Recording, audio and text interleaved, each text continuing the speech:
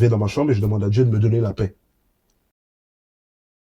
Quand je perds ma maman, je vais dans ma chambre et je demande à Dieu de me donner la paix.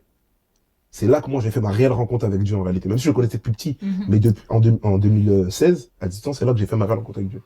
Et j'ai fait cette prière. Mais si t'existes vraiment et le Dieu que je connais depuis que tout petit, je te vois, j'entends parler de toi et tout et tout et tout. C'est bien, je chante depuis. Mais en réalité, ma réelle relation avec toi n'a pas encore été créée. Si t'existes vraiment, donne-moi la paix.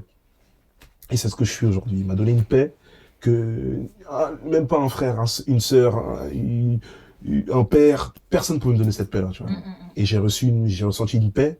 Et jusqu'à aujourd'hui, comme je l'ai dit, il m'a investi de cette mission-là, tu vois. Parce que souvent les gens, quand ils sont, du coup, ceux qui sont pas forcément croyants, souvent ils pensent que quand tu es croyant et pratiquant, il peut rien t'arriver. En gros, tu peux pas avoir de problème. Non. Ah non, du tout, Toi, du t'en tout. penses quoi de... Tu passes pas.